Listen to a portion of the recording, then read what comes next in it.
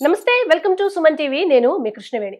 Micro finance పేరు మీద బాధితుల నుంచి, అమాయకుల నుంచి వందల కోట్లలో డబ్బులు వసూలు చేసి తీరా డబ్బులు ఇవ్వమంటే ఫోన్లు ఎత్తకుండా ఇవ్వము అన్నారు మధు.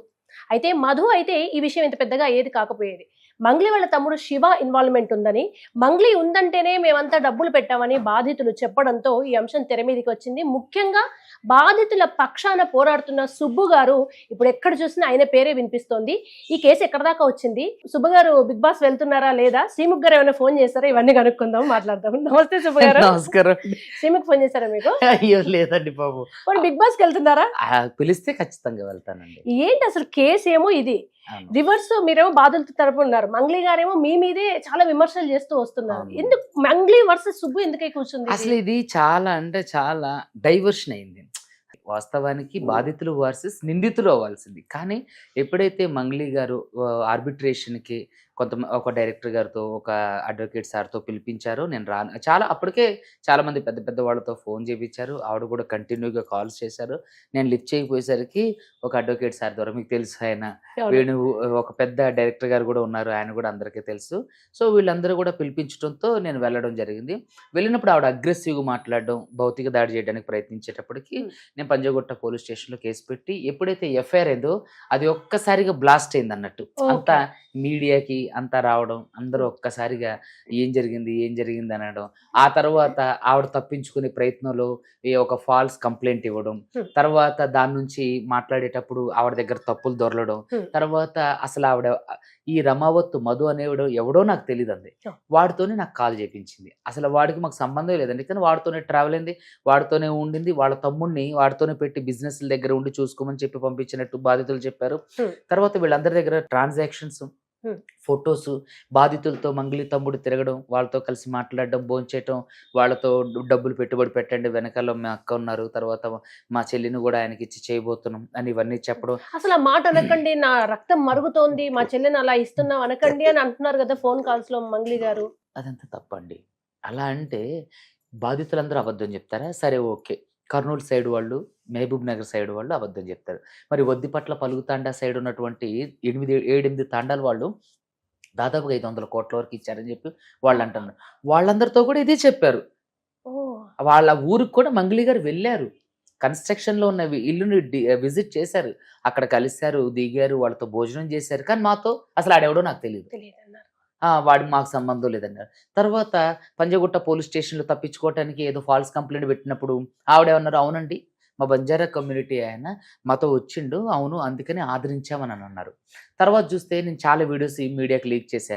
మంగ్లీ గారు పాట పాడుతుండే తన పక్కన ఈ ఎవడైతే ప్రధాన నిందితుడు రమావత్ మధు వాడు ఉండడం, తర్వాత మంగ్లీ గారు బర్త్డే పార్టీలో రమావత్ మధు ఉండడం, ఒక డైమండ్ నెక్లెస్ కూడా కొనుక్కొని వెళ్ళడం, తర్వాత అవన్నీ తర్వాత బయటపడ్డాయి. సో తర్వాత ఇప్పుడు తన ఇల్లు కూడా లీజుకి ఇచ్చారు మధుకి అని. ఇదంతా అబద్ధం. ఎందుకంటే ఇక్కడ ఎందుకుండు అని రేపొద్దున జనాల నుంచి వచ్చే ప్రశ్నలకు సమాధానం చెప్పలేక, అవును మా ఇల్లుని మేము లీజ్కి ఇవ్వబోతున్నాం, ఆయన వచ్చి తీసుకుంటూ అంటాను. ఇల్లు లీజుకి ఇవ్వబోతున్నా అంటే ఇతనికే ఎలా లీజుకి దొరికింది? మీతో ట్రావెల్ చేసే వ్యక్తికి ఇంకా అంతకుముందు ఇంకెవరు దొరకలేదా? ఏంటంటే తప్పించుకోవడానికి అదొక అబద్ధం చెప్తున్నారు తప్ప. మళ్ళీ మంగ్లీ గారికి ఈ మొన్నటి నుంచి జరుగుతున్నటువంటి కొత్త వాదన ఏంటంటే, ఒక వదంతు కాదు, పోలీస్ డిపార్ట్మెంట్ నుంచి ఒక విషయం ఏంటంటే, మంగ్లీ గారి అకౌంట్ నుంచి 25 లక్షల రూపాయలు చెక్, అంటే క్యాష్ వాళ్ళిద్దరి మధ్య ట్రాన్సాక్షన్ ప్రధాన నిందితుడు రమావత్ మధు దగ్గర జరిగిందని చెప్పారు. ఏమో అది ఎంతవరకు నిజమో తెలియదు, అది అఫీషియల్గా వచ్చినప్పుడు దాన్ని ఖచ్చితంగా మనం ధృవపరుస్తాం. అయితే ఇవన్నీ జరుగుతున్న క్రమంలో ఆవిడ తప్పించుకోవటానికి, డిఫెన్స్ చేసుకోవడానికి ఈ ప్రయత్నం చేశారు తప్ప, ఆ రోజే బాధితులకు న్యాయం చేయండి నాకు అన్నారు. మీకు ఎంత కావాలో చెప్పండి, నాకెందుకండి, బాధితులకి ఇవ్వండి. ఆ రోజు బాధితులను కూడా నేను తీసుకొని వెళ్ళాను. బాధితులకి ఇవ్వండి. అయ్యో వాళ్ళు రోడ్డు మీదకి వచ్చేసారండి, 80-90 మంది ఉన్నారు, దాంట్లో 5 లక్షలు కట్టిన వాళ్ళు ఉన్నారు, 10 లక్షలు కట్టిన వాళ్ళు ఉన్నారు. అరే కూలికి వెళ్ళి ఒక ఆశా వర్కర్ 90 లక్షలు ఇచ్చిందంట, మొత్తం అమ్మేసి ఇవన్నీ చేసి కూలికి. అరే చెప్పులు కూడా ఇవ్వండి వాళ్ళకి, వచ్చి సార్ న్యాయం చేయండి అని చెప్పి ఏడుస్తుంటే ఇంకెలా ఉంటుంది? అంటే మంగ్లీ గారు వర్షం చూద్దామండి కాసేపు. మంగ్లీ గారు ఫస్ట్ ఏమో మధు ఎవరో తెలియదు అన్నారు. తర్వాత మీరు అన్నట్టుగా ఒకసారి ఏదో ఈవెంట్కి వెళ్తే నేను చాలా మంది ఇళ్లలోకి వెళ్తాను, అలా పిలిచి సేమ్ కమ్యూనిటీ అంటే వెళ్ళానన్నారు. తర్వాత ఏమో లేదు మా ఇల్లు లీజుకి ఇచ్చాము, తర్వాత అమ్ముదామంటే ట్రాన్సాక్షన్ అయింది, 25 లక్షలు ఇస్తే ఉంచామన్నారు. ఎక్కడ కొంచెం అంటే మంగ్లీ నిజంగానే నిర్దోషి కావచ్చు అని ఫస్ట్ మధు ఎవరో తెలియదు అని భయంతో అన్నారా? ఎందుకు అన్నారు? లేదు మధు తెలుసు, ఇలా ఇల్లు కొంటా అన్నారు, బట్ ఆయన ఇంత పెద్ద నిందితుడు అని తెలియదు, మీరు కేసు పెట్టండి అని ఒక మాట అనుంటే ఇవాళ ఈ పరిస్థితి రాకపోయింది. అంటే ఈ పరిస్థితి రాకపోతుంటే ఆవిడ పేరు చెప్పుకొని బిజినెస్లు చేసినటువంటి రమావత్ మధు మీద, వాళ్ళ తమ్ముడు మీద, మంగ్లీ తమ్ముడు మీద, మిగతా భరత్ కుమార్ చౌహాన్, శైలజ చౌహాన్ వీళ్ళందరి మీద ఆ రోజే కేసు పెట్టినట్టయితే ఈవిడ నిర్దోషిగా ఈ రోజు చాలా గర్వంగా ఉండేది. ఆ రోజు తప్పించుకునే ప్రయత్నంలో ఇది బయటికి రాదులే, ఇది ఏం కాదులే, దీనికి ఆధారాలు దొరకవులే అని చెప్పి చాలా తను రెక్లెస్ గా ఉండడంతో తన అహంకారంగా మాట్లాడదు. మీరు కూడా నిన్న చూసుకున్నట్లయితే ఈ కేసు తీసుకొచ్చినటువంటి తిరుమల కూడా బూతులు తిట్టడం జరిగింది. సంపత్ నాయక్ కూడా తెర మీదకి వచ్చి పాటలు ఇవ్వద్దనడం లైవ్ కాల్లోనే. కానీ నాకు తెలిసినంత వరకు ఇది పాలిటిక్స్ డైవర్షన్ కి వెళ్తుంది అనేది నా ఉద్దేశం. పర్సనల్ గా అర్జున వాళ్ళందరూ కూడా ఛాన్స్ తీసుకున్నారు.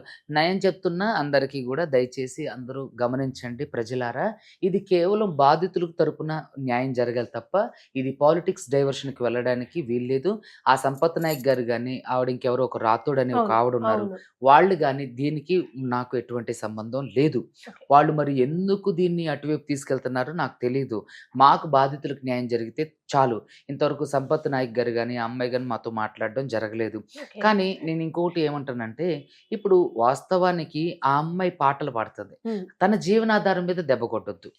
ఇప్పుడు ఆవిడ తప్పు చేస్తుందా తప్పు చేయలేదా అనేది నేను కోర్టులో నిరూపిస్తా.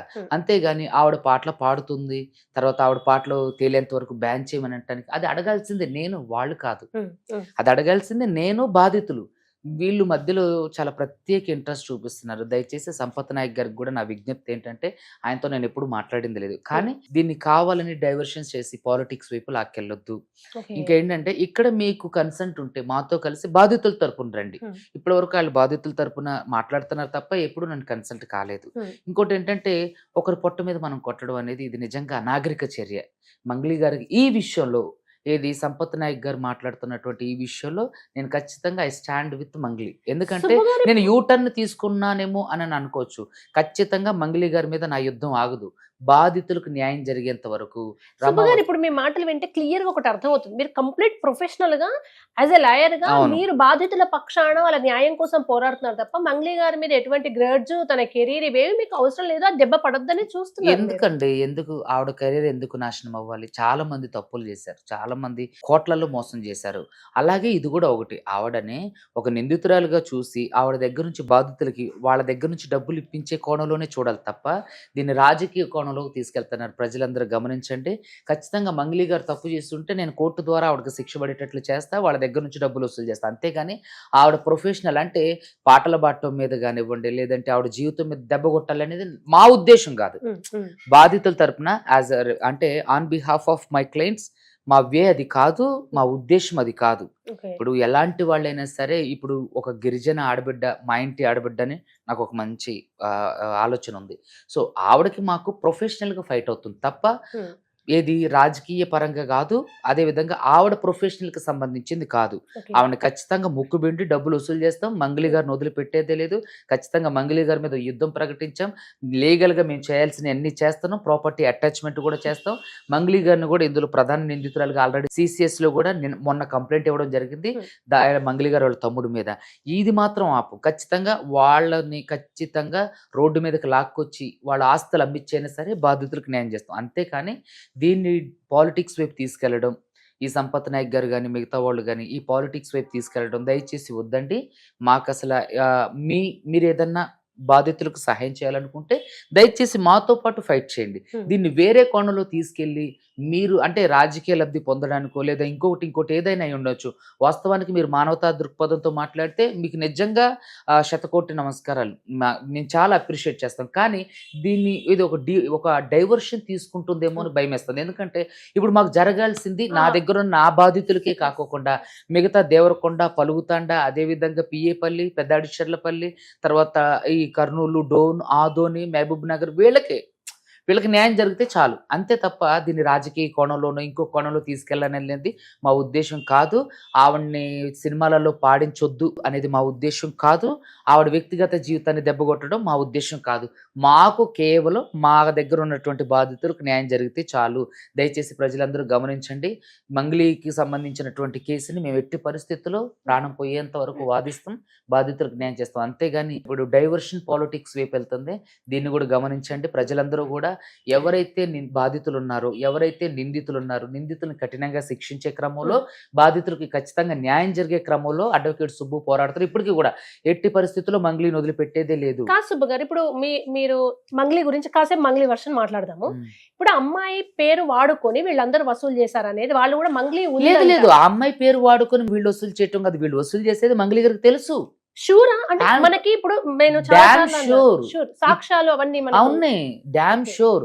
ఎందుకు అనంటే బాధితులు మంగ్లీ గారు ఫ్లాట్ కి వెళ్ళారు, 8 మంది తాగారు, తిన్నారు, 2-3 రోజులు ఉన్నారు. ఇప్పుడు మనం ఆడియన్స్ కి ఒక క్లారిటీ ఇవ్వాలనే నా తాపత్రయం. మంగ్లీ ఏమంటున్నారంటే, నేను తెలిసి వాళ్ళు నా పేరు చెప్పుకుని వాడడం ఒకటి, కానీ ప్లాన్డ్ గా నాకు క్లోజ్ అయ్యి ఇవన్నీ ఫోటోలు ముందు ఫ్యాన్ గా తర్వాత ఫ్యామిలీ ఫ్రెండ్ గా పరిచయం అయితే క్లోజ్ అయ్యి తర్వాత ఇవన్నీ చూపించుకుని నేను క్లోజ్ అని నా పేరు చెప్పుకొని డబ్బులు వసూలు చేసి ఉంటారు కదా. మా ఇంటికి వచ్చినంత మాత్రాన నా ఇన్వాల్వ్మెంట్ ఉందనే ఉంది, ఇల్లు అమ్మిన ట్రాన్సాక్షన్ 25 లక్షలు అడ్వాన్స్ ఇచ్చారు అన్నట్టుగా మాట్లాడుతున్నారు. ఇప్పుడు ఆవిడ వర్షన్ లో జనానికి ఇంత కన్ఫ్యూజన్ ఉంది, ఇందులో ఏది నిజం ఏది అబద్ధం, నిజంగానే ఆమె క్లోజ్ అయ్యి పాపం చాలా దగ్గర అయ్యి ఊరికి ఫ్యాన్స్ అని ఫ్రెండ్ అయ్యి అట్లా అయిపోయి ఆ ఫొటోస్ చూపించుకుని వీళ్ళందరూ అమాయకుల్ని మోసం చేశారా అనేది లేదండి. తప్పు. ఆవిడ చెప్పేది 100 డే 1 నుంచి ఈ రోజు వరకు కూడా మంగ్లీ చెప్పేది అంత పచ్చి అబద్ధం.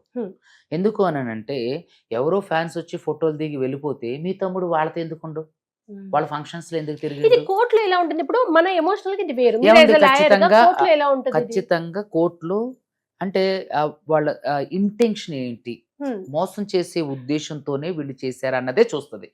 మీరు చూసుకున్నట్లయితే వామన్ రావు గారి దంపతుల హత్య కేసులో అంతకు ముందే ఈ నిందితులందరూ కూడా ఒక ఎమ్మెల్యే పక్క నుండి ఒక ప్రోగ్రామ్ చేశారు. 1.5 గంట తర్వాత వామన్ రావు దంపతులు గారిని హత్య చేశారు. ఆయన కూడా దీంట్లో నిందితుడిగా చేశారు. అంటే వాళ్ళకి తెలియకుండా ఇవన్నీ జరగవు కదా.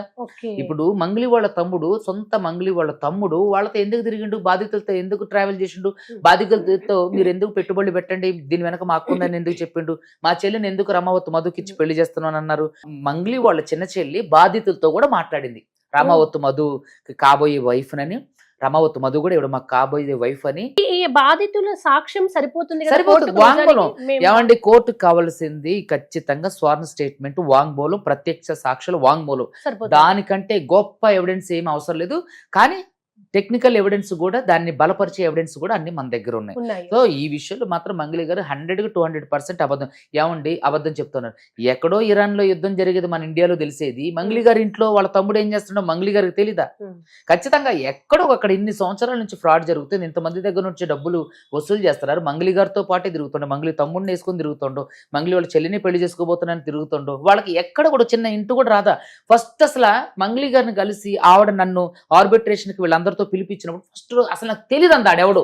ఎగ్జాక్ట్లీ, అందరికి డౌట్ అప్పటిదాకైనా నిజంగానే మంగ్లీని పాపం మోసం చేశాను అనుకుని, మధు ఎవరో తెలియదని, మధు మా ఇల్లు కొంటున్నారు లీజుకి ఇచ్చామనేసరికి ఎక్కడో మళ్ళీ మంగ్లీ వాళ్ళ ఇంట్లోనే మధు భోంచేసే వీడియోలు, మంగ్లీ వాళ్ళతో పాటు బ్యాండ్ లో తిరిగినవి, మంగ్లీ యొక్క బర్త్డే పార్టీలో ఉన్నవి, మంగ్లీ బర్త్డే పార్టీకి ఇతను డైమండ్ నెక్లెస్ కొనుక్కు వెళ్ళడం, ఇవన్నీ నిజాలు. ఏంటంటే ఈవిడకు తెలుసు, కానీ విక్టిమ్ కార్డు ప్లే చేసి ఈవిడ తప్పించుకోవడానికి ప్రయత్నం చేస్తుంది. అసలు డే 1 నుంచి కూడా అడ్వకేట్ సుబ్బు మీద కేసు ఫైల్ చేసింది కానీ రమావత్ మధు మీద గానీ, వాళ్ళ తమ్ముడు శివ మీద గానీ, పాల్దియ భరత్ కుమార్ చౌహాన్ మీద గానీ, పాల్దియ శైలజ చౌహాన్ మీద ఎందుకు కేసు పెట్టలా? ఒక ప్రెస్ మీట్ లో అన్నారు, చూడండి ఫలానా తేదీ రోజు సుబ్బు గారి కన్నా ముందు నేను మధు మీదే పెట్టాను అంటూ చెప్తున్నారు. ఎక్కడ చూపించమనలేదే, ఎక్కడ ప్రెస్ కి ఇవ్వలేదే. అవన్నీ ఏంటంటే చూడండి, ఒక మంగ్లీ గారు పోలీస్ వ్యవస్థను కూడా మేనేజ్ చేసి నా మీద బ్రీత్ అనలైజ్ టెస్ట్ చేశారు. మీరు చూసారు కదా. అంటే ఇక్కడ ఎక్కడ కాదేది అనర్హం, అన్యాయం చేయడానికి అని మీకు స్పష్టంగా అర్థమవుతుంది. ఇక్కడ ఏంటంటే ఖచ్చితంగా మంగ్లీ గారి ఇన్వాల్వ్మెంట్ ఉంది, ఆవిడకు తెలిసే జరిగింది, అత్యుత్సాహం. ఇప్పుడు ఇక్కడ ఏమంటున్నారు, ఇప్పుడు ఈఓడబ్ల్యూ డీసీపీ గారు ఏమంటున్నారు, ఇంతవరకు మంగ్లీ ఇన్వాల్వ్మెంట్ ఉన్నట్టు తెలియలేదన్నారు. అంతేగాని కేసు ఇంకా పూర్తి విచారణ జరగల. ఒక్క నిందితుడు వాడు ఆ మంగ్లీకి అనుకూలంగా ఉన్నవాడు, మంగ్లీ ఇన్స్ట్రక్షన్స్ మేరకు ఆడు వచ్చి లొంగిపోయినోడు, వీడియోలు తీసినోడు, వదిలినోడు, ఆడు ఇన్ని రోజులు బయటకు రానోడు మంగ్లీ మీద ఒత్తిడి వచ్చేసరికి ఎట్లా బయటకు వచ్చిండు? అది ఒకటే ఛానల్ కి వెళ్ళారు, అక్కడే ఆ ఒక్క ఛానల్లో దొంగతనంగా కూర్చొని ఎందుకు మీ అన్ని ఛానల్లో పిలిస్తే మీరు ఇంటర్వ్యూస్ తీసుకొని అన్నారా? ప్రధాన మీడియాలని మాతో పాటు ప్రధాన మీడియాలని ప్రెస్ మీట్ కి పిలిస్తే ప్రెస్ మీట్ వాళ్ళు రానన్నారా? ఇదంతా ఏంటంటే కావాలని మనుషుల యొక్క డైవర్షన్ ని, మీడియా యొక్క దృష్టిని మరల్చడం కోసం చేస్తున్నటువంటి ఒక పెద్ద స్క్రిప్ట్. ఇందులో ఖచ్చితంగా మంగ్లీ గారి ఇన్వాల్వ్మెంట్ ఉందని ప్రజలు చెప్తున్నారు, బాధితులు. అదే విధంగా దయచేసి దీన్ని మిగతా వాళ్ళు ఎవరైతే ఇప్పుడు ఉన్నారో మీరు ఒకవేళ సహాయం చేయాలనుకుంటే మా పక్షాన బాధితుల తరపున పోరాటం చేయండి, కానీ మీ వ్యక్తిగత ఉద్దేశాల మేరకు లేదంటే మీ స్వలాభాలు స్వప్రయోజనాల కోసం, అంటే వాళ్ళ ఉద్దేశం ఏమైందో మనకు తెలియదు, కానీ ఒకవేళ ఎలా అంటుంటే దయచేసి వీటిని బంద్ చేయండి. అండ్ సుబ్బు గారు ఇంకొక భయం ఉంటది, ఒక అడ్వకేట్ ని పోలీసులు బ్రీత్ అనలైజర్ తో టెస్ట్ చేస్తే బాధితులు కొంచెం భయపడే అవకాశం ఉంది. సార్ మీకే ఇట్లా జరుగుతుంది, మాకు న్యాయం జరుగుతుంది అని ఇంకా అసలే డబ్బులు భయపడలేదండి వాళ్ళు, కాబట్టి చాలా స్ట్రాంగ్ గా ఉన్నారు. అప్పటికి కూడా నేను ఆ సిఐ మీద హైకోర్టులో రిట్ ఫైల్ చేయడం, తర్వాత నెక్స్ట్ ఆయన మీద డిఫమేషన్ సూట్ కూడా వేసాం. హైకోర్టులో రిట్ ఆల్రెడీ ఈ నెల 29వ తారీఖు ఉంది. ఆయన ఖచ్చితంగా బదులు చెప్పాలి, లేకపోతే సస్పెండ్ అవుతారు. పోలీసులు వ్యవస్థలు కూడా అండి సెలబ్రిటీసే కావచ్చు, లేదా న్యాయం ఇవ్వలేకుండా రేపు తేలుతుంది. బాధితులు వందలాది మంది కోట్లలో నష్టపోతే అత్యుత్సాహంతో ఇట్లా చేస్తే ఇప్పుడు ఆయన ఉద్యోగం పోతే మంగ్లీ తీసుకొస్తారా? ఇంకో విషయం ఏంటంటే ఆయన మీద ఉద్యోగం పోవటమే కాదు, డిఫమేషన్ సూట్ కూడా ఫైల్ చేశా. మంగ్లీ గారి మీద కూడా డిఫమేషన్ సూట్ ఫైల్ చేశా. ఎందుకు? నాకెవరు అంటే క్రష్ అని, నేను బిగ్ బాస్కి వెళ్ళాలని, తర్వాత నాకు భరతనాట్యం డాన్స్, వాస్తవానికి ఇవన్నీ నాకు భరతనాట్యం వచ్చు. నాకు మీరు ఎన్నేళ్ళుగా తెలుసు, మీరు లాయర్ అనేది మీ ప్రొఫెషన్, దాని మించి మీరు మంచి యాక్టర్, చాలా సినిమాల్లో నటించారు, మీరు గాడ్సేలో నటించారు, చాలా సినిమాల్లో. నేనంట డబ్బులు ఇచ్చి ఇంటర్వ్యూలు చేయించుకుంటానంట. మీరు ఇప్పుడు ఎంత ఇచ్చి నాకు ఇంటర్వ్యూ చేయించారు? ఇప్పుడు కాదు పోలేండి, అప్పుడు నుంచి కూడా. సో ఇలా ఏంటంటే చాలా ఫేక్ అలిగేషన్స్, అంటే డీవేట్ చేయడానికి చాలా ఫేక్ అలిగేషన్ చేసినప్పుడు నేనేం చేశానంటే ఖచ్చితంగా దాన్ని నిరూపించడానికి నా దగ్గర ఉన్న ఆధారాలన్నీ ఇచ్చాను. కానీ మంగ్లీ గారు ఒక్క ఆధారం కూడా ఇంతవరకు ఇవ్వలేదు. సో అక్కడ జనాలందరికీ తెలిసిపోయింది ఏంటంటే మంగ్లీ గారు అబద్ధం ఆడుతున్నారు అని. వాళ్ళ తమ్ముడితో ఎందుకు ప్రధాన మీడియాలతో మాట్లాడించలేదు? ఎందుకంటే అతను మాట్లాడితే తడబడతారు, ఎక్కడ ఒప్పుకుంటాడు అని చెప్పేసి తను ఒక బొమ్మలాగా, దిష్టి బొమ్మలాగా నుంచోబెట్టి అన్ని చేశారు. సో దయచేసి నేను ఏమంటానంటే మంగ్లీ గారి యొక్క ప్రొఫెషన్ మీద దెబ్బ కొట్టాలనేది మా ఉద్దేశం కాదు. దయచేసి ప్రజలందరూ గమనించండి, ఇది ఖచ్చితంగా డైవర్స్ అంటే పాలిటిక్స్ వైపు వెళ్తుంది. ఇది ఇప్పుడు నిందితులు అరెస్ట్ అవుతారు, కానీ బాధితులు అన్యాయం అవడానికి అవకాశం ఉంది. ఇది కంప్లీట్ గా రాజకీయం వైపు డైవర్షన్ చేస్తున్నారు కొంతమంది. దయచేసి ప్రజలందరూ గమనించండి, వాళ్ళకి సపోర్ట్ చేయకండి. ఒకవేళ వాళ్ళు ఎవరైతే ఉన్నారో వాళ్ళు మాతో కూడా రండి. మీకు నిజంగా బాధితులకి న్యాయం చేయాలని ఉంటే నాతో కలిసి రండి, నాతో కలిసి న్యాయ పోరాటానికి రండి, నాకు సహకరించండి. అంతేగాని మీరు ఎటువైపు తీసుకెళ్లాలని చూస్తున్నారు. దీనికి మాకు ఎటువంటి సంబంధం లేదు. మాకు ప్రొఫెషనల్ గా ఖచ్చితంగా మంగ్లీ గారు కి ఎటువంటి మాకు అభ్యంతరం లేదు. ఆవిడ ఎక్కడన్నా పాడుకునేవ్వండి, ఎందుకంటే తను వాస్తవానికి ఏది ఏమైనా సరే ఆవిడ కింది స్థాయి నుంచి వచ్చినటువంటి వ్యక్తి.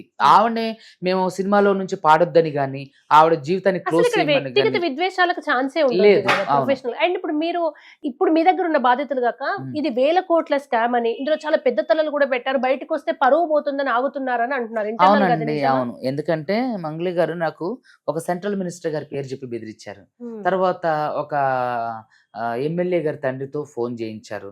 తర్వాత చాలా మంది ఉస్మాని విద్యార్థి నాయకులతో, తర్వాత ఆమె సపోర్టర్స్ తో ఫోన్ చేయించారు. అయినా సరే నేను అదర్లా బెదర్లా స్టాండ్ గానే నిల్చున్నా. సో ఖచ్చితంగా దీంట్లో పెద్ద తలకాయలు ఉన్నాయని నా ఉద్దేశం. ఎందుకంటే డబ్బులు కొన్ని కోట్లు మాత్రమే ఫ్రీజ్ అయినాయి, మిగతావన్నీ ఎక్కడున్నాయి అనేది తెలియదు. సో దీంట్లో ఖచ్చితంగా రాజకీయ నాయకుల ఇన్ఫ్లుయెన్స్ ఉంది, వాళ్ళ అండదండలతోనే జరిగి ఉండొచ్చు అనేది నా అభిప్రాయం. సో నేనేమంటానంటే దీన్ని డీవేట్ చేయడానికి ఇటువైపు ఏమైనా వెళ్తుందేమో అని చెప్పేసి నా ఉద్దేశం. అందుకని ప్రజలకి క్లారిటీ ఇస్తాను అన్నట్టు. ఖచ్చితంగా మంగ్లీ గారిని వదిలిపెట్టే ప్రసక్తే లేదు. ఖచ్చితంగా బాధితులకు న్యాయం జరిగేంత వరకు ఎవరిని వదిలిపెట్టను. కానీ ఇందులో కొంతమంది దీన్ని డైవర్ట్ చేసి వాళ్ళ స్వప్రయోజనం కోసం, స్వార్థం కోసం ఏవేవో చేయబోతున్నారు. దయచేసి దాన్ని కూడా గమనించండి. ఆవిడ అక్కడ సినిమాలలో పాడొద్దనేది మా ఉద్దేశం కాదు. ఎందుకంటే ఆవిడ వ్యక్తిగత జీవితాన్ని లేదంటే ప్రొఫెషన్ ని మేము భంగపరచడం రైట్ లేదు. ఎందుకంటే ఆమె పాటలు పాడించొద్దు అని చెప్పే రైట్ లేదు. చేస్తే మేము కంప్లైంట్ చేయాలి, వాళ్ళు చేయడం ఏంటి? సో మాకు ఆ ఉద్దేశం లేదు. ఆవిడ జీవితం మీద ఆవిడ తినే అన్నంలో మట్టిపోయాలనే ఉద్దేశం మాకు లేదు. మాకు బాధితులకు న్యాయం జరిగితే చాలు, అల్టిమేట్ గా మాకు న్యాయం జరిగితే చాలు. ఇది ఇగో మార్గం మారిపోయిందండి. లాస్ట్ కి ఇది బాధితుల న్యాయం పక్కన పెట్టి ఒకరిగో అన్నట్టు అదే అవుతుంది. ఏంటంటే ఇప్పుడు ఏళ్ళేళ్ళ ఇగోల గురించి పోయి ఇది ఎటో తీసుకుపోతే బాధితులు అన్యాయం అయిపోతారని నా భయం. సో కాబట్టి దయచేసి ఆ మిత్రులకు కూడా ఎవరైతే కంప్లైంట్ చేసినట్టు చేసినటువంటి మా అసోసియేషన్ కానివ్వండి, ప్రొడ్యూసర్ కౌన్సిల్కి కంప్లైంట్ చేసిన మిత్రులకు కూడా నేను మీడియా ముఖంగా కోరుకునేది ఏంటంటే, దయచేసి దీన్ని మీ ఈగోయిస్టిక్ గాను, లేదంటే డైవర్షన్ పాలిటిక్స్ గాను, లేదంటే మీ స్వప్రయోజనాల కోసం దీన్ని దయచేసి అండ్ వాడుకోకండి. సాధారణంగా కూడా మనం అంటాం కదా, ప్రూవ్ అవ్వనంత వరకు వాళ్ళు కేవలం నిందితులే, నేరస్తులు కాదు. అయితే అట్లాంటప్పుడు వాస్తవానికి ఇందులో ఖచ్చితంగా మంగ్లీ నేరస్తురాలే. బాధితులు చెప్పేవి విషయాల ప్రకారం నేరస్తురాలే, ఇందులో ఏ డౌట్ లేదు. కానీ దీన్ని కొంతమంది ఈగోయిగా అది కోర్టు ద్వారా వచ్చిన తర్వాత మా అసోసియేషన్ సెల్ఫ్ గా నిర్ణయించుకుంటుంది. ఇట్లా రిక్వెస్ట్ చేసే బదులు అప్పుడు ఉంచాలా తీసేయాలా అనేది మా అసోసియేషన్ తీసుకుంటుంది. కానీ కేసుల మధ్యలో ఉండగానే ఆమెను పాటలు వద్దంటే నిజంగా మీరు అన్నట్టుగా అటు డైవర్ట్ అవుతుంది. అవును. సో బాధితులు. ఎందుకంటే ఆవిడ అదే చెప్తున్నాం కదండి, బాధితులకి కానీ మాకు కానీ మంగ్లీ గారు పాడొద్దని కానీ, ఆవిడని తీసేయమని కానీ, ఆవిడని ఉంచొద్దని కానీ మా ఉద్దేశం కాదు. మాకు డబ్బులు ఇప్పించండి. ఇప్పటికైనా మంగ్లీ గారు శాంతియుతంగా మాట్లాడి చర్చలు జరిగి, ఇప్పుడైనా అతనితో మాట్లాడి, ఎవరు అవసరం లేదు నా దగ్గరకు ఇప్పుడు వచ్చి మధువును కూర్చోబెట్టి నిమిషం అండి. డీల్ చేసి డబ్బులు ఒక ఇప్పిస్తే నిమిషం. ఓకేనా అదే మీకు? ఇప్పుడు అది చెప్తున్నాను, నా దగ్గరకు వచ్చి నా బాధితుల వరకు డబ్బులు ఇప్పిస్తే చాలు సార్. మిగతా వాళ్ళదంటే వాళ్ళ అడ్వకేట్లు చూసుకుంటారు. ఈ ఈ ఇష్యూని బయటకు లాక్కొచ్చింది నేను, ఇంత సెన్సేషన్ అవడానికి కారణం నేను, దీన్ని మీడియాలో పెట్టింది నేను. కాబట్టి నా క్లయింట్లకి నా వరకు న్యాయం చేసిన, నా దగ్గర ఉన్నటువంటి కేసులు అన్ని విత్డ్రా చేసుకుంటా. ఈవెన్ సిఐ గారి మీద వేసిన కేసు కూడా విత్డ్రా చేసుకోవడానికి నేను సిద్ధంగా ఉన్నాను. ఎందుకంటే ఇక్కడ నాకు ఆయనకి కంటే కూడా బాధితులకు న్యాయం జరిగింది అనుకోండి, వాళ్ళకి 4 వేలు ఈ 5,000 నోట్లోకి వెళ్ళడానికి చాలా కష్టం అవుతుంది. ఎంతో మంది భార్యలో తమ భర్తలకు తెలియకోకుండా చిట్టీలు వేసుకుని దాచుకున్న డబ్బులు, బంగారం తాకట్టు పెట్టిన డబ్బులు, ఎంతో మంది కూతుళ్ళు పెళ్లిళ్ళకి దాచుకున్న డబ్బులు, ఎంతో మంది ఇల్లు పొలాలు అమ్ముకున్న తెచ్చిన డబ్బులు అండి అవన్నీ. సూసైడ్ చేసుకోవడానికి కూడా ట్రై చేశారు, చాలా మంది చనిపోయారు, బా. ఒక 4-5 చనిపోయారు. సో కాబట్టి దయచేసి ఏంటంటే, నాకు ఎటువంటి ఈగో లేదు. కానీ ఇంత జరిగాక ఈ కాంప్రమైజ్ అనేది సాధ్యమా అనిపిస్తోంది. నేను ఏమంటానంటే, సుబ్బు తలుచుకుంటే సాధ్యమే. నేను తలుచుకుంటే, నేను అనుకుంటే, నేను నిందితులు ఎవరైతే ఉన్నారో వాళ్ళతో మాకు పక్కకు పెట్టండి. ఎవరైతే మంగ్లీ గారు ఉన్నారో ఆవిడ వాళ్ళతో మాట్లాడించి, మా బాధితులు ఎవరైతే ఉన్నారో వాళ్ళందరికీ ఇప్పుడు రూపా ఉందండి, రూపా కట్టారు, రూపా పోయిన వాళ్ళకి 30 ఇవ్వండి. నేనేమంటాను, దానికి కూడా ఐఎమ్ రెడీ. రూపా పోయిన వాళ్ళకి 30 ఇవ్వండి. ఇప్పుడు ₹10 పెట్టారనుకోండి, ₹10 పెట్టిన వాళ్ళకి అంటే 50 పైసలు పోయి, 50 పైసలు పెట్టారు, 50 పైసలు 40 పైసలు ఇవ్వండి. ఇప్పుడు 100 పైసలు పెట్టారు, 80 పైసలు ఇవ్వండి చాలు. ఎందుకంటే ఏదో అంటారు కదా, మా వాళ్ళకి అప్పటి వరకు వాళ్ళు బ్రతకడానికి కష్టం అవుతుంది. ఎంతోమంది ఇప్పటికీ కూడా ఈఎంఐలు కట్టి, మనీ యాప్ల్లో లోన్లు తీసుకొని, బంగారాలు తాకట్టు పెట్టి వాళ్ళ ఉసురు పోసుకోకండి దయచేసి. ఇప్పటికైనా సరే మీరు వాళ్ళందరూ కలిసి కూర్చోబెట్టి డబ్బులు అవుట్ ఆఫ్ కోర్ట్ సెటిల్మెంట్ అయినా పర్వాలేదు, మీరు ఎవరిని తీసుకొచ్చుకున్నా పర్వాలేదు, నేను బాధితులు దీన్ని కట్టించి ఎవరైనా పెద్దలు ముందుకొచ్చారా? ఇంకా నేను ఎవరితో మాట్లాడలేదండి. అప్పటి నుంచి ఏ ఫోను నేను అటెంప్ట్ చేయలేదు. సో కాబట్టి నేను ఏమంటానంటే, ఎప్పటికైనా మించిపోయింది లేదు. నా బాధితులకు నాకు న్యాయం జరిగితే చాలు. మీరు మీడియా అందరిని పిలిపించి, మీరు మీడియా సమక్షంలో ఎవరెవరికి ఎంతెంత ఇవ్వాలో మీడియా సమక్షంలో, ఎందుకంటే అసలు ఈ క్రెడిట్ అంతా కూడా మీడియాది, సోషల్ మీడియా వాళ్ళది. నిజంగా చాలా రుణపడి ఉంటా మీడియాకి. పోలీసులు మీ మీద చేసిన బ్రీత్ అనలైజర్ టెస్ట్ ను కూడా నిజంగా నాకు సపోర్ట్ చేసి, నేను ఏ తప్పు చేయలేదని చెప్పి నిరూపించారు. నిజంగా మీడియాకి నేను రుణపడి ఉంటా. మీడియా అందరినీ కూడా నేను ఒకటే కోరుకుంటున్నా, మీడియా సమక్షంలోనే, ఎందుకంటే దీన్ని ఇంత సెన్సేషన్ చేసి బయటకు తీసుకొచ్చింది వాళ్ళే. సో మీడియా సమక్షంలో ఎవరెవరికి ఎంతెంత ఇవ్వాలో, 10 పైసలు ఇవ్వాల్సిన వాళ్ళకి 9 పైసలు ఇవ్వండి, 100 పైసలు ఇవ్వాల్సిన వాళ్ళకి 80 పైసలు ఇవ్వండి, 50 పైసలు ఇవ్వాల్సిన 40 పైసలు ఇవ్వండి. ఇచ్చి అందరికీ సెటిల్ చేస్తే ఈ కేసులన్నీ విత్డ్రా చేసుకోవడానికి నేను సిద్ధంగా ఉన్నా. మంగ్లీ గారికి ఈ ప్రజా వేదికగానే నేను తెలియజేస్తున్నా. ఈగోయిస్టిక్ పోయి ఇంకా మీ పరువు తీసుకొని, ఇంకా లోపల తవ్వే కొద్దీ, నిజాలు బయటకు వచ్చే కొద్దీ మీ వ్యక్తిగత గౌరవానికి భంగం కలగడం, మీకు భంగం కలగడం అనేది నా ఉద్దేశం కాదు. నా క్లయింట్లకి న్యాయం జరగడం నా ఉద్దేశం. యాజ్ ఎ అడ్వకేట్గా నాకు ఆఫర్ చేసిన డబ్బులు నా క్లయింట్లకి మొత్తం సెటిల్ చేసేస్తే నాకు ఎటువంటి అభ్యంతరం లేదు. ఇప్పటికైనా సరే నేను నా కేసులన్నీ వాపస్ తీసుకోవడానికి సిద్ధంగా ఉన్నా. మీరు సెక్యూరిటీ కోసం పోలీసులను అప్రోచ్ అయ్యామని ఎందుకోసం? ఎందుకంటే మంగ్లీ గారికి సంబంధించినటువంటి కొంతమంది బంజారా నాయకులు బహిరంగంగానే బెదిరియడం జరిగింది. కొంతమంది ఉస్మానియా యూనివర్సిటీ వాళ్ళ వర్గానికి సంబంధించిన విద్యార్థులు కూడా బహిరంగంగా బెదిరించడం జరిగింది. మమ్మల్ని ఆర్టీవీ స్టూడియోలో ఇంటర్వ్యూకి వెళ్తే మమ్మల్ని వెంబడించారు. ఆ మీడియా వాళ్ళు వచ్చి మాట్లాడుతుంటే వాళ్ళు పరుగులు పెట్టారు. అదే విధంగా మంగ్లీకి సంబంధించినటువంటి వ్యక్తులు బడా బాబుల కాడ నుంచి, చోటా మోటార్ చిల్లర రౌడీలు గారి నుంచి నాకు ఫోన్లు చేసి బెదిరిస్తున్నారు. సో నాకు రక్షణ కల్పించండి అని డీజీపీ గారిని అంటే కలవడానికి వెళ్తే సీసీ గారి వరకు వెళ్ళి ఆయన అపాయింట్మెంట్ ఇచ్చారు. మళ్ళీ తర్వాత మళ్ళీ అపాయింట్మెంట్ క్యాన్సిల్ చేశారు. మంగ్లీ గారికి మాత్రం ఒక రోజులోనే దొరికింది. ఏది నిందలు పడుతున్నటువంటి ఆ మంగ్లీ గారికి. కానీ బాధితుల తరపున పోరాడుతున్న నాకు మాత్రం 4 రోజుల నుంచి డీజీపీ గారు మాత్రం అపాయింట్మెంట్ ఇవ్వలేదు. సీసీ గారి వరకే వెళ్తున్నాం తప్ప డీజీపీ గారి వరకు ఇవ్వలేదు. మహేష్ భగవత్ గారిని కలవడానికి ప్రయత్నం చేసినా సరే డీజీ గారు ఉన్నప్పుడు ఏడీజీ గారు కలవరు అని చెప్పి చెప్తున్నారు. అయ్యా దయచేసి శివధర్ రెడ్డి గారు నన్ను కలవండి, మా గోడు వినండి, బాధితుల తరపున మీరు కూడా మాకు న్యాయం చేసిన వాళ్ళు అవుతారు. ఖచ్చితంగా నేను ఈ మీడియా వేదికగా నేను ఎవరైతే ఉన్నారో మన శివధర్ రెడ్డి గారు డీజీపీ గారిని ఆయన కూడా నేను ఏమంటానంటే నేను నమస్కారం చేసి మరి చెప్తున్నా, అయ్యా అపాయింట్మెంట్ ఇవ్వండి, ఇచ్చి బాధితుల యొక్క గోడు కూడా వినండి. వాళ్ళందరూ కూడా ఏ పాపం ఎరగని వాళ్ళు, పల్లెటూరు వాళ్ళు ఎంతో నష్టపోయారు, చనిపోయే పరిస్థితికి వచ్చేస్తున్నారు. దయచేసి ఒక అపాయింట్మెంట్ ఇప్పించి వాళ్ళ గోడు విని మీరు నాకు ఒక సెక్యూరిటీ కల్పిస్తే నేను ఎంతవరకైనా పోరాటానికి సిద్ధంగా ఉందని ఈ మీడియా వేదికగా చెప్తున్నా. ఫైనల్ గా ఒక విషయం చెప్పండి. ఇప్పుడు మీరు చాలా పెద్ద తలకాయలతో పెట్టుకున్నారు. అవును, ఎందుకంటే పోలీసులే రివర్స్ మీకు టెస్టులు చేసే స్థాయి వచ్చిందంటే ఈ థ్రెట్ ఇప్పటికీ సమసిపోయినట్టు అనిపించిన చాలా మంది ఇగోలు దెబ్బతిన్నాయి. భవిష్యత్తులో కూడా ప్రమాదం పొంచే ఉంటుంది కదా. ఎందుకు వచ్చిన బాధరా ఆయన అని ఎప్పుడైనా అనిపిస్తుందా మీకు? నాకు అస్సలు అనిపించదండి. ఎందుకంటే పోరాటం అనేది నేను మా నాన్నగారి దగ్గర నుంచే చూసి నేర్చుకున్నా. మా నాన్నగారు ఇప్పటికీ కూడా ఆయన పోరాట స్ఫూర్తి నాకు ఆదర్శం. మా నాన్నగారు ఎప్పటికీ కూడా ఊర్లలో ఉన్నటువంటి అన్యాయాన్ని ఎదిరిస్తారు. దానికి సంబంధించినటువంటి ఏ అంశాన్ని కూడా వదిలిపెట్టరు. సో మా నాన్నగారి దగ్గర నుంచి మా తాతగారు కూడా అలాగే ఉండేవాళ్ళు. సో ఎప్పటికీ కూడా నేను మా నాన్నగారిని నేర్చుకున్నటువంటి పోరాట పట్ల ఖచ్చితంగా ఎప్పటికీ వదిలిపెట్టిన, అది ప్రాణం పోయేంత వరకు కూడా. ఖమ్మం బ్లడ్ అండి మాది, ఖమ్మం బ్లడ్ ఊరికనే పోదు. I'm very happy for you Subbu గారు. మీరు మంచి పొజిషన్ కి వచ్చారు. ఇప్పుడు ప్రజలందరూ మిమ్మల్ని గౌరవిస్తారు. మీరు ఎవరికి తెలియక ముందు ఇదే, ఇప్పుడు అందరికి తెలిసేసరికి మీరు పేదల లాయర్, ముందు నుంచి మీరు పేదల పక్షపాతే. ఏ స్థాయికి వెళ్ళినా ఎంత పేరు వచ్చినా మీరు ఇట్లాగే పేదల పక్షపాతంగానే వ్యవహరించాలని కూడా తప్పకుండా అండి, అలాగే చేస్తా. Thank you.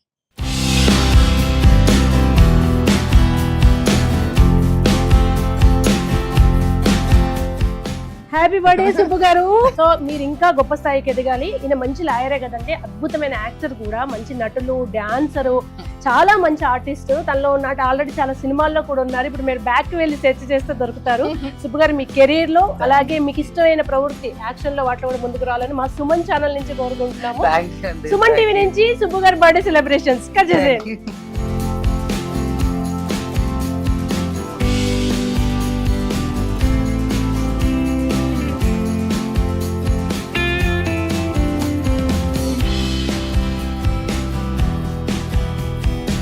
సుమన్ టీవీ నుంచి స్పెషల్ రిక్వెస్ట్ అండి, మీ పోరాటం కూడా అందుకే. బాధితులకు న్యాయం జరగాలని, వాళ్ళందరికీ వాళ్ళు కోల్పోయిన డబ్బులు తిరిగి రావాలని, అది మీరు ఇందాక మన ఇంటర్వ్యూలో చెప్పినట్టుగా సామరస్యంగా అయినా కోర్టు ద్వారా అయినా కానీ ఎట్టి పరిస్థితుల్లో వాళ్ళ డబ్బులు వాళ్ళకి వచ్చేదాకా మీ పోరాటం ఆపొద్దని కోరుకుంటున్నాను. తప్పకుండా అలాగే.